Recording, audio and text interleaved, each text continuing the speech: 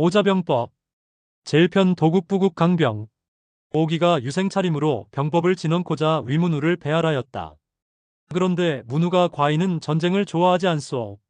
하고 너스레를 떨자 오기는 이렇게 말하였다. 저는 드러나는 현상을 보면 뒤에 숨겨진 것을 짐작할 수 있고 과거를 미루어 미래를 살필 수 있습니다. 주군께서는 어찌 속뜻과 다른 말씀을 하십니까? 지금 주군께서는 사철 내내 짐승의 가죽에 오치를 하고 채색을 입히며 문양을 그려넣게 하고 계십니다. 이런 갑옷은 겨울에 입어도 따뜻하지 않고 여름에도 시원하지 않습니다. 또 2장 7척이나 되는 긴 창과 1장 2척의 단창을 만들고 수레에 가죽을 씌우고 튼튼한 바퀴를 달게 하고 계십니다. 이런 창과 전차는 보기에 아름답지도 않을 뿐더러 사냥하기에도 그리 적합하지 않습니다. 저는 주군께서 이런 것들을 어디에 쓰려고 하시는지 잘 모르겠습니다.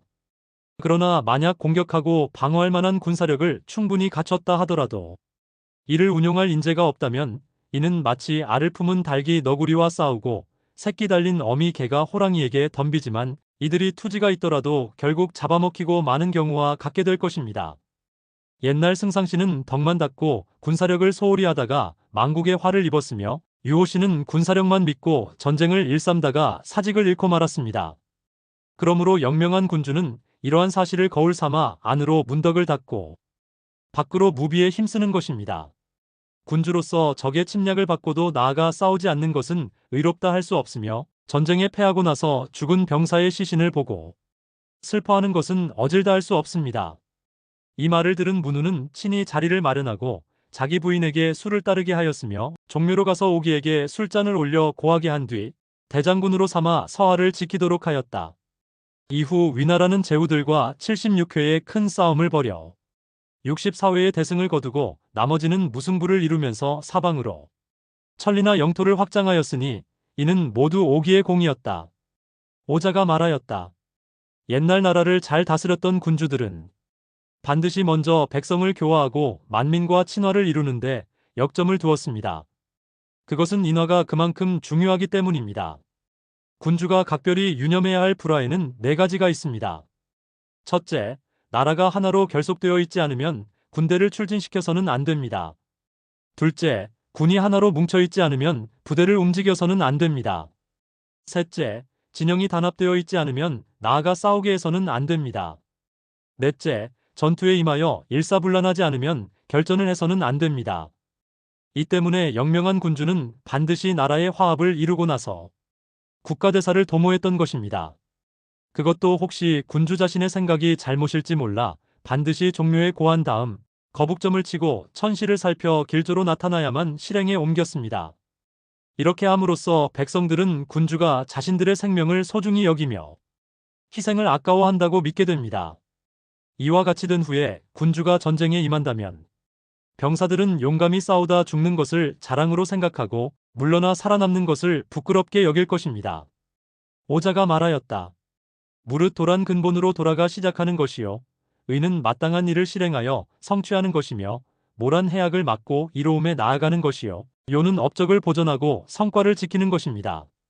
만약 어느 지도자의 행위가 도에 합당하지 않고 그 조치가 의에 부합하지 않으면서 지위만 높게 있으면 반드시 재앙이 그에 미치게 됩니다. 그러므로 성인은 도를 지켜 만민을 평안케 하고 의로서 매사를 처리하며 예에 따라 행동하고 인으로 포용하는 것입니다. 이 4가지의 덕을 잘 닦으면 나라가 흥성하고 이를 소홀히 하면 나라가 쇠망하였습니다. 따라서 옛날 은나라 탕왕이 폭군인 하나라 거랑을 쳤을 때 하나라 백성들은 오히려 기뻐했고 주나라 무왕이 은나라 주왕을 쳤을 때 은나라 백성들은 이를 비난하지 않았습니다. 왜냐하면 그들의 거사는 바로 하늘과 민심에 순응한 것이었기 때문입니다. 오자는 이렇게 말하였다. 무릇 국가를 잘 다듬고 군사력을 기르려면 반드시 예를 가르치고 의를 고취하여 국민들로 하여금 부끄러움을 알게 해야 합니다. 사람들이 부끄러움을 알게 되면 크게는 적을 향해 공격하기에 충분하고 작게는 적의 공격으로부터 나라를 지키기에 충분합니다. 그러나 싸워서 이기기는 쉬워도 이를 지키기는 어렵습니다. 그러므로 천하가 어지러울 때 5번을 싸워 이긴 나라는 결국 재앙을 면치 못할 것이요 4번 만에 이긴 나라는 피폐해질 것이며 3번 만에 이긴 나라는 패자가 되고 두 번 만에 이긴 나라는 왕이 될 것이며 한 번에 쳐 이긴 나라는 황제가 되리라는 말이 있는 것입니다. 예로부터 여러 번 이겨서 천하를 손에 넣은 자는 드물고 망한 자가 오히려 많습니다. 오자가 말하였다. 전쟁이 일어나는 원인에는 5가지가 있습니다.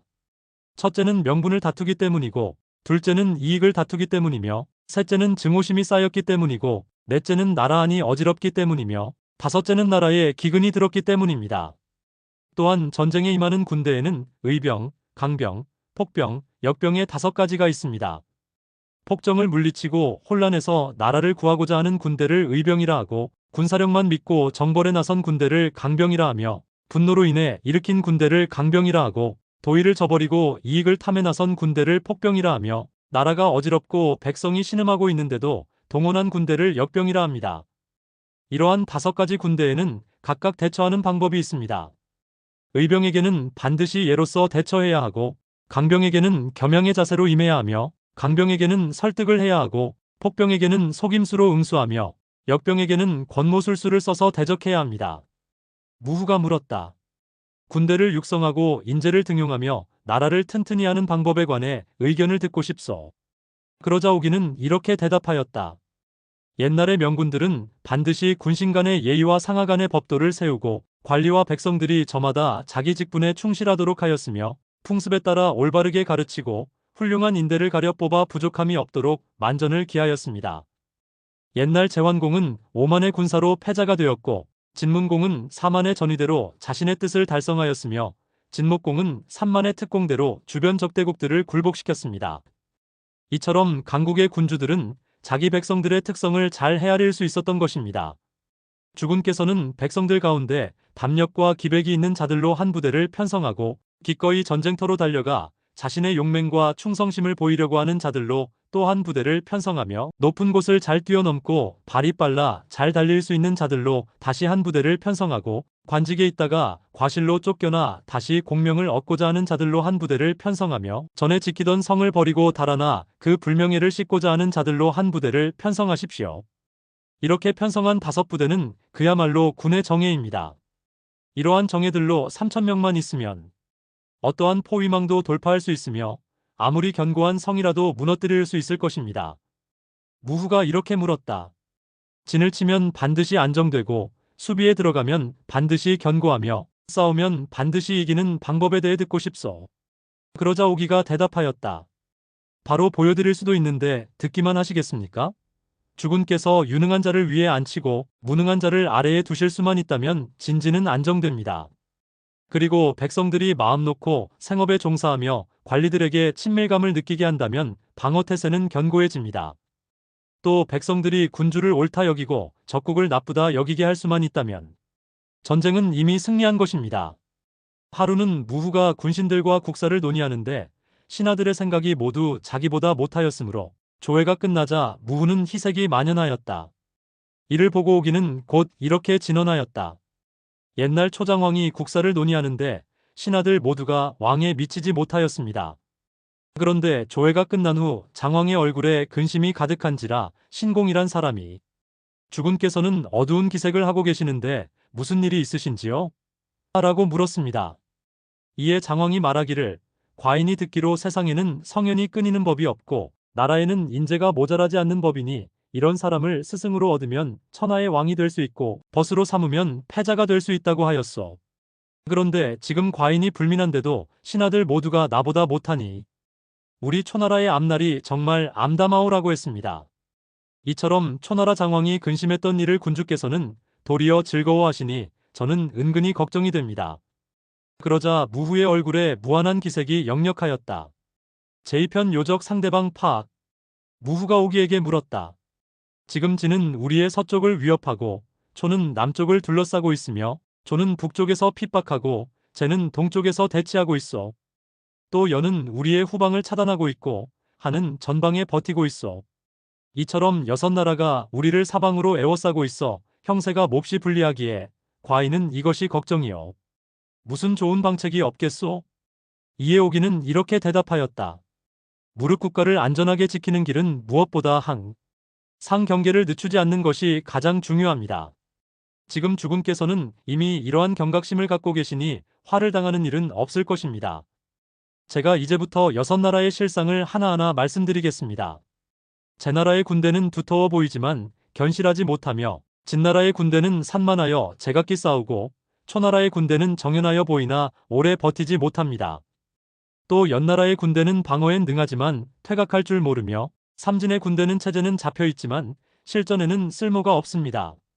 제 나라의 국민성은 강직하고 국력도 튼튼하지만 군주와 신하들이 모두 교만하고 사치를 즐기며 백성들에게 소홀합니다. 정치는 비교적 관대한 편이지만 계층 간의 대우가 불공평합니다. 진중에도 상하가 두 마음으로 분리되어 있기 때문에 앞은 두터우나 뒤는 허술합니다. 그래서 제가 두터워 보이지만 견실하지 못하다 고한 것입니다. 이를 격파하는 방법은 이렇습니다. 우리 부대를 셋으로 분리하여 그들의 좌우측을 급습하고 후방을 위협하며 추격해 들어가면 그 진열은 반드시 허물어질 것입니다. 진나라는 국민성이 사납고 지세가 험준합니다. 정치가 엄격하며 상벌이 분명합니다. 따라서 국민들은 서로 양보할 줄을 모르며 모두가 공명심에 불타 강한 전투의지를 가지고 있습니다. 이 때문에 제가 산만하여 제각기 싸운다 고한 것입니다. 이를 격파하는 방법은 이렇습니다. 먼저 탐낼 만한 미끼를 보여주고 유인하면 이들은 서로 이를 얻고자 장수의 지위로부터 벗어날 것입니다. 이처럼 체계가 문란해진 틈을 타서 각계격파를 하고 매복 공격을 가하면 틀림없이 적장을 사로잡을 수 있을 것입니다. 초나라는 국민성이 여린 반면 국토가 광대합니다. 따라서 외침이 잦아 정치가 늘 어수선하며 백성들은 지쳐 있습니다. 이 때문에 제가 정연하게 보이나 오래 버티지 못한다 고한 것입니다. 이를 격파하는 방법은 이렇습니다. 먼저 진지를 기습하여 기선을 제압한 뒤 슬쩍 치고 재빨리 빠지는 전법을 반복합니다. 이때 단지 이들의 전투력을 소모시키며 지치게 만들되 직접적인 교전은 피합니다. 이렇게 하면 쉽게 이길 수 있을 것입니다. 연나라의 국민들은 고지식하고 매우 신중합니다. 또 용기를 중시하며 속임수를 잘 쓰지 않습니다. 이 때문에 제가 방어에 능하나 퇴각할 줄 모른다고 한 것입니다. 이를 격파하는 방법은 이렇습니다. 먼저 적과 접촉하여 압박을 준 후 약을 올리고 멀리 후퇴합니다. 추격하면 달아나는 척하다가 갑자기 역습을 하기도 합니다. 이렇게 하면 적장은 우리의 의도를 파악하지 못하여 의구심을 갖게 되고 병사들은 두려움을 느끼게 될 것입니다. 이때 아군의 전차와 기병을 적절히 운용하여 후방을 차단하면 틀림없이 적장을 사로잡을 수 있을 것입니다. 삼진에 좋아하는 중원에 있는 나라라서 국민성이 온화합니다. 정치는 평온하지만 백성들은 거듭되는 전쟁에 이골이 나도록 익숙해져 있습니다. 따라서 장수의 권위가 높지 않고 녹봉도 아주 낮으며 병사들은 죽음을 무릅쓰려 하지 않습니다. 이 때문에 제가 체계는 갖춰졌지만 실전에는 쓸모가 없다고 한 것입니다. 이를 격파하는 방법은 막강한 진용으로 상대에게 위압감을 주며 공격해오면 저지하고 후퇴하면 추격함으로써 적군을 피로하게 만드는 것입니다. 이러한 것들이 바로 지금 육국의 형세입니다. 그러면 이제 우리 위가 어떻게 해야 할 것인지를 말씀드리겠습니다. 어느 부대든지 호랑이처럼 용맹한 병사가 있는가 하면 힘이 세서 솥을 들어 올리는 자도 있고 걸음이 말보다 빠른 자도 있을 것이며 적의 군기를 빼앗고 적장을 사로잡을 만한 자도 있기 마련입니다. 이러한 병사들은 선별하여 아끼고 우대해야 합니다. 왜냐하면 이들이야말로 군대의 핵심 전력이기 때문입니다. 또 그 가운데 각종 병기를 잘 다루고 신체 조건이 뛰어나며 전투의지가 왕성한 자들은 반드시 직위를 높여주어야만 싸움에서 승리를 거둘 수 있습니다. 아울러 이들의 부모 처자를 돌보아주고 상벌을 엄정하게 하면 병사들은 진지를 끝까지 사수하게 될 것입니다. 주군께서는 이러한 점을 널리 헤아려 실천하신다면 2배가 넘는 적도 능히 격퇴시킬 수 있을 것입니다. 오자의 말을 듣고 무후가 말하였다. 옳은 말씀이요. 오자가 말하였다. 적정을 살펴서 기륭을 따지지 않고도 싸울 수 있는 경우는 다음 8가지 경우가 있습니다. 첫째, 바람이 심하게 부는 혹한의 날씨에 아침 일찍 수경시설을 거두고 병사들의 고통은 무시한 채 얼어붙은 강을 무리하게 건너려 할 때입니다. 둘째, 무더운 여름날에 출발해 늦어 행군 도중 휴식을 취하지 못했는데도 병사와 말의 허기와 갈증은 돌보지 않고 계속 장거리 행군을 강행할 때입니다. 셋째, 출병한 지 오래되어 식량이 떨어졌으며 그 나라 백성은 조정을 원망하고 불길한 징조가 자주 나타남에도 군주가 이를 무마하지 못할 때입니다. 넷째, 군수품이 고갈되고 땔감도 모자란데 날씨마저 악천후가 거듭되어 현지 조달이 불가능한 경우입니다. 다섯째, 병력은 적고 수질과 지형이 나빠 병사와 말이 질병에 시달리는데도 증원군이 오지 않을 때입니다. 여섯째, 오랜 행군 중에 해가 저물어 병사들은 지치고 사기가 떨어졌으며 귀찮은 나머지 식사도 하지 않고 갑옷을 벗고 쉬려고만 할 때입니다. 일곱째, 지휘관은 무능하고 간부들은 경솔하며 병사들은 단결되지 않아 자주 동요하고 상호 간의 협조 체계가 이루어지지 않을 때입니다. 여덟째, 진지 배치가 불안정하고 수경태세도 엉성하며 지형을 높은 곳에 선정해 절반가량이 노출되어 있을 때 이러한 적들은 지체 없이 공격해도 무방합니다. 반면에 기륭을 따져볼 것도 없이 적과의 교전을 피해야 할 경우는 6가지가 있습니다. 첫째, 국토가 넓고 인구가 많으며 경제력이 풍부할 때입니다. 둘째, 군주가 백성을 아끼고 정치를 잘하여 혜택이 전 백성들에게 골고루 미칠 때입니다. 셋째, 상벌이 공정하고 항상 적시에 이루어질 때입니다. 넷째, 전공을 세운 자가 높은 지위에 오르고 인재가 적재적소에 배치될 때입니다. 다섯째, 병력이 많고 군비가 충실할 때입니다. 여섯째, 외교에 능하여 유사시 인접국이나 강대국의 지원을 받을 수 있을 때입니다. 이러한 점에서 비교하여 우리가 적보다 못하면 절대로 싸움을 피해야 합니다. 한마디로 말씀드리면 승산이 있을 때 공격하고 어렵다고 판단되면 물러선다는 것입니다. 무후가 물었다. 나는 적의 외형을 보고 내면을 파악하며 적이 전진하는 것을 살펴 그 목표가 무엇인지 짐작함으로써 승부를 예측할 수 있는 안목을 갖고 싶소. 여기에 관해 조언을 들려줄 수 있겠소? 그러자 오기가 대답하였다. 전진해 오는 적이 산만하고 경계가 소홀하며 깃발이 무질서하게 움직이고 병사와 말이 주위를 자주 살피면 한 명으로 10명을 무찔러 꼼짝 못하게 할 수 있습니다. 또 주변국과 동맹 관계가 돈독하지 못하고 군신 관계가 원만치 않으며 방어진지가 허술하고 군령이 엄격히 시행되지 않으며 전군이 뒤숭숭하여 공격과 후퇴가 제대로 이루어지지 않는 적이라면 절반의 병력만으로 충분히 격퇴할 수 있을 뿐 아니라 100번 싸워도 지지 않을 것입니다. 무후가 언제 적을 반드시 공격해야 하는지 묻자 오기가 이렇게 대답하였다.